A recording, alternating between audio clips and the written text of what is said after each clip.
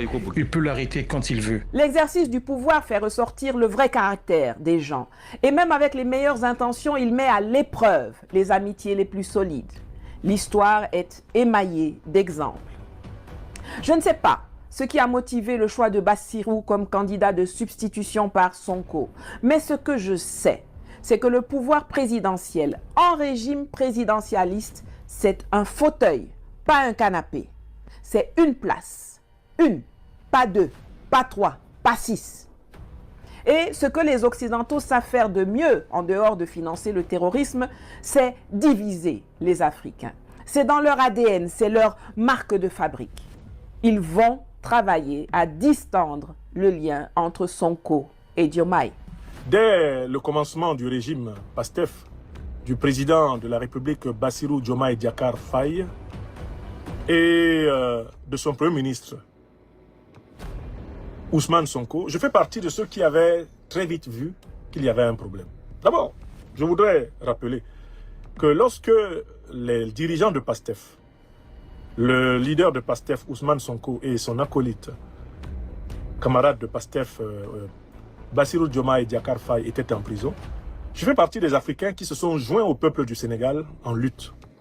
Et vous pouvez retrouver la trace de ma modeste participation à la revendication de leur libération, ma modeste participation au soutien du peuple sénégalais.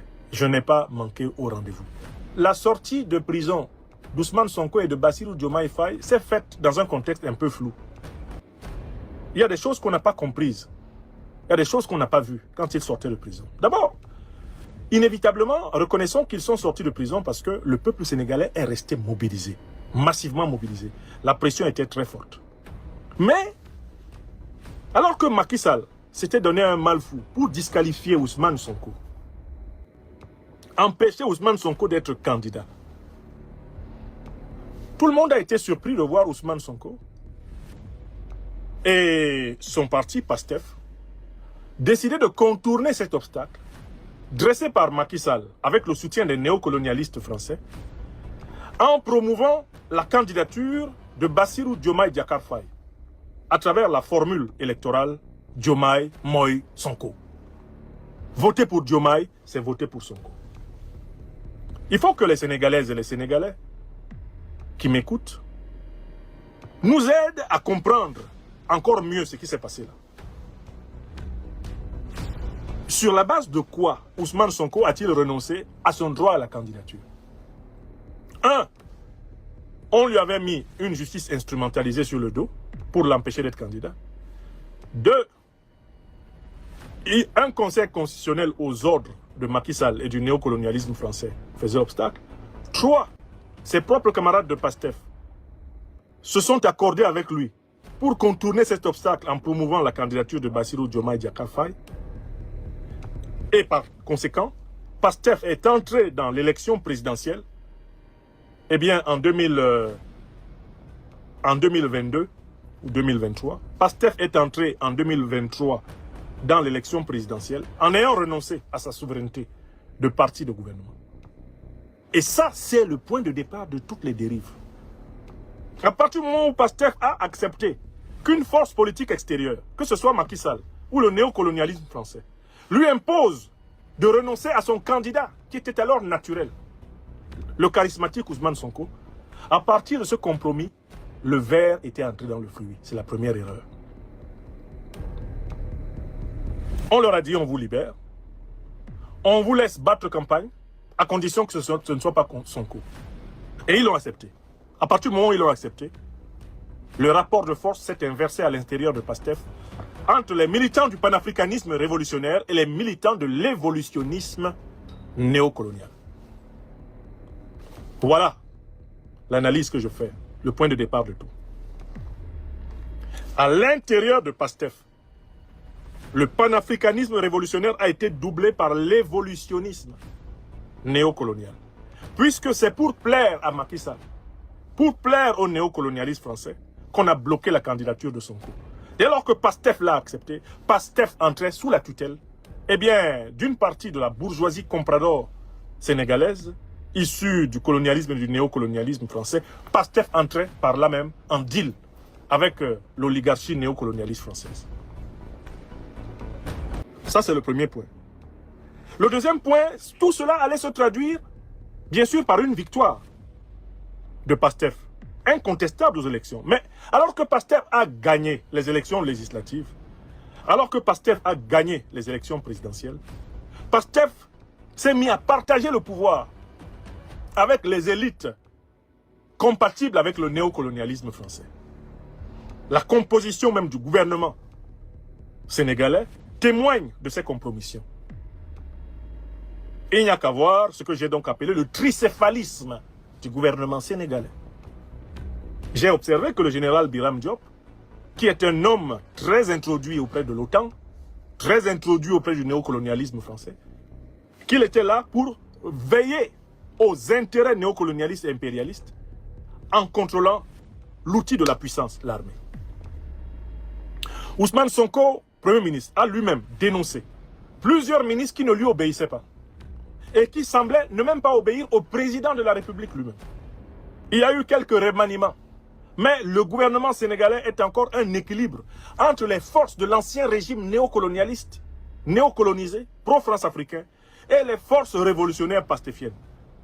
De fait, les forces révolutionnaires pastéfiennes sont mal à l'aise dans le gouvernement Sonko et globalement dans la majorité au pouvoir. Cela s'est traduit donc par le conflit autour de la nomination de la personne qui doit présider la coalition au pouvoir, la coalition de la majorité. Le président Bassirou Diomaye Diakhar Faye, préférant l'ancienne première ministre Aminata Touré, qui, comme on le voit très bien, est une habituée de la politique france-africaine sénégalaise, à Madame Mbodj, qui, quant à elle, est une pastéfienne d'obédience révolutionnaire. Donc, à partir du moment où le gouvernement lui-même était travaillé par ce déséquilibre qui est à l'origine des négociations de sortie de prison, l'aventure ambiguë, le concept tiré du célèbre roman de Cheikh Hamidou Kane, pouvait commencer. Troisième niveau où j'ai constaté la difficulté. L'attitude de PASTEF au pouvoir envers les pays panafricanistes révolutionnaires en lutte, notamment l'Alliance des États du Sahel. Tout le monde a bien vu le bicéphalisme, tout le monde a bien vu la contradiction manifeste entre l'attitude du président Bassirou Diomaye Diakhar Faye, flattant les vieux grigous de la France-Afrique comme Ouattara Draman, Mbalo, etc., et la mission de rassurance du Premier ministre Ousmane Sonko vers les gouvernements panafricanistes révolutionnaires de l'Alliance des États du Sahel.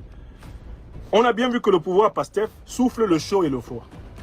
Le froid à travers Diomaye et Biram Diop, le chaud à travers Ousmane Sonko.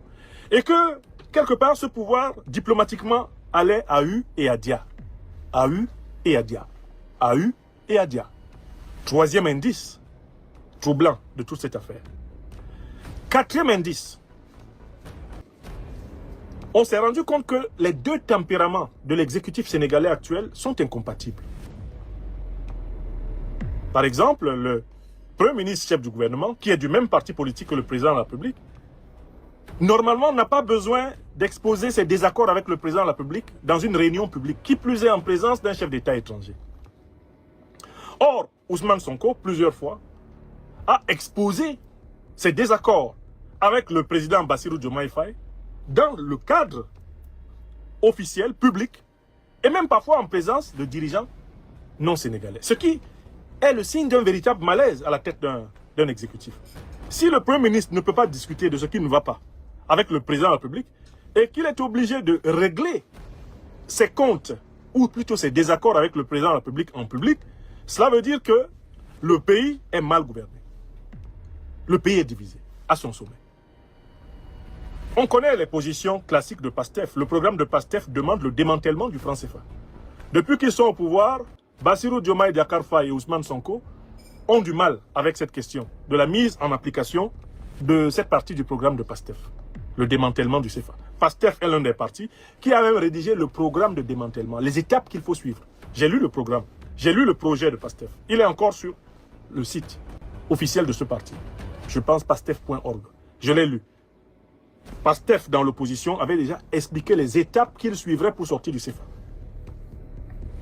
Quand Ousmane Sonko est obligé, lors d'une conférence publique, de rappeler le président Bassirou Diomaye Diakhar Faye, président de la République, chef de l'État, et un autre chef d'État qui sont en visite au Sénégal, de les rappeler, pour ainsi dire, à l'obligation de sortir du franc CFA. C'est le signe qu'en réalité, il y a une dichotomie au cœur de l'exécutif. Ils peuvent ne pas être d'accord, mais exposer leur désaccord comme ils l'ont fait là, en tout cas comme Ousmane Sonko l'a fait là, c'est clairement en réalité engager un bras de fer. Et ça, c'est un très mauvais signe.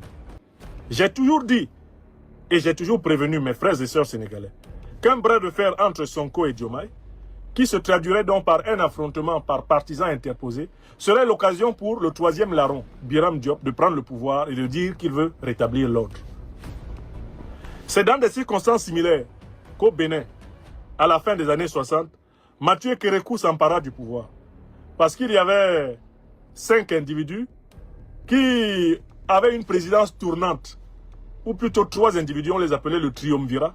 Il y avait 3 individus qui avaient une présidence de la République tournante et qui à un moment donné donnaient le vertige au peuple dahoméen, comme on l'appelait alors. Mathieu Kérékou, colonel de l'armée, surgit dans ces conditions, les met tous en résidence surveillée au palais de l'Entente et il exerce le pouvoir. En expliquant que un petit pays comme le Bénin ne peut pas avoir 3 présidents à la fois.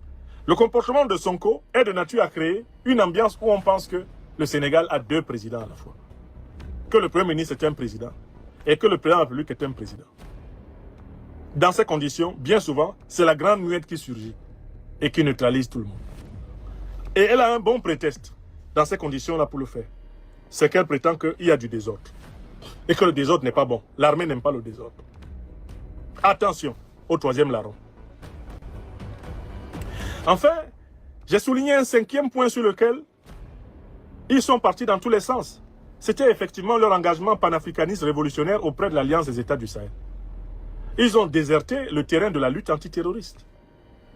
Malgré les quelques voyages du ministre de la Défense du Sénégal, le général Biram Diop, dans les pays de l'AES, on voit très bien qu'il n'y a pas de confiance. L'AES ne peut pas faire confiance dans l'État au Sénégal. Surtout après l'événement terrible de Tinzaouaten à la fin du mois de juillet 2024. Vous vous souvenez de ce qui s'est fait? Un ambassadeur ukrainien basé au Sénégal a publié et avoué avoir participé avec les services centraux de défense et de sécurité de l'Ukraine à l'attaque de Tinzaouaten qui a coûté plus de 100 morts à l'armée malienne et à ses alliés de la Fédération de Russie, fin juillet 2024. Donc, ça a été l'occasion de voir jusqu'où le Sénégal pouvait être solidaire du Mali ou de l'AES agressé par les terroristes. Ils se sont contentés de faire des remontrances verbales. Des remontrances verbales à l'ambassadeur ukrainien.